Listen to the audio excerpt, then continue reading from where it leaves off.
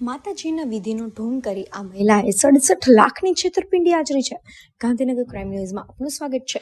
આ વિચિત્ર કિસ્સો સામે આવ્યો છે વિરમગામથી. માતાજી ધાર્યું કામ કરશે, દુકાનનું દબાણ નહીં તૂટે. દુકાનની નીચે રહેલું કરોડો રૂપિયાનું છુપાયેલું સોનું વિધિ કરીને કાઢી આપીશ કહીને વેપારીને કોમલ ઉર્ફે માતાજી નામની આ મહિલાએ વિશ્વાસમાં લીધો હતો.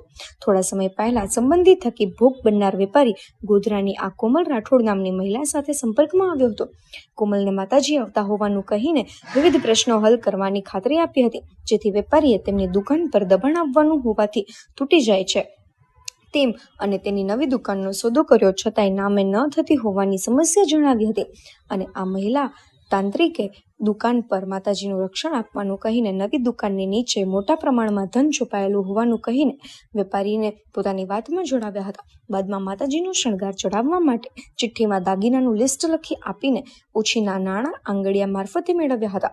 બાદમાં સોનાના દાગીના એક છાપમાં મૂકીને કોમલે ભેળવી લીધા હતા. જે બાદ મહિલા તાંત્રિકે નવી દુકાન નીચે રહેલું સોનું વિધિ કરીને ઘરમાં ખેંચી લાવવાની લાલચ આપી હતી.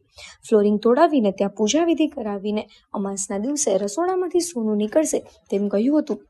તેમજ વિધિ પૂરી થાય તે પહેલા દરવાજો ન ખોલશો, તે માતાજીના પ્રભાવથી મોતને ભેટશે અને મોટું નુકસાન થશે એવો ડર પણ બતાવ્યો હતો.